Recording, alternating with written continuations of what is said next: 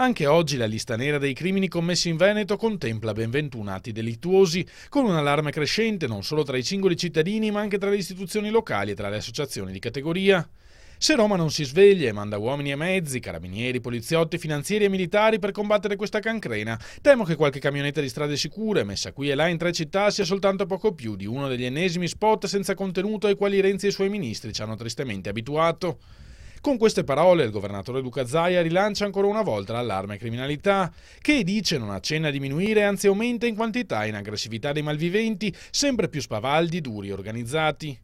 Alessandra Moretti invece parla di ospedali e promette di realizzare in accordo con i medici di famiglia 330 presidi sanitari che aiutino a ridurre gli accessi al pronto soccorso e i tempi di attesa per le visite mediche. Con una popolazione sempre più anziana, sostiene i medici devono stare il più possibile vicino ai pazienti. Oggi invece la salute dei veneti è in mano ai burocrati scelti dalla politica. Una sanità efficiente passa anche da professionisti motivati e valorizzati. Infine annuncia ridurrò a 8 il numero delle ULSS. Le risorse risparmiate saranno destinate alla cura dei cittadini anziché agli stipendi dei dirigenti nominati dalla politica. Oggi in Veneto ci sono 21 aziende sociosanitarie, più che in tutte le altre regioni d'Italia. La Lombardia, ad esempio, ne ha soltanto 15, ma con il doppio degli abitanti.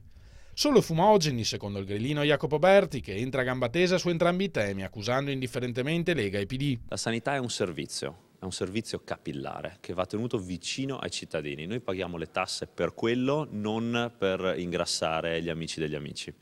Dall'altra parte abbiamo la sicurezza. Ho sentito la Moretti dire che è colpa di Zaia, quando però il PD è al governo e sappiamo come la polizia risponda al Ministero degli Interni, ovvero a Renzi, al governo.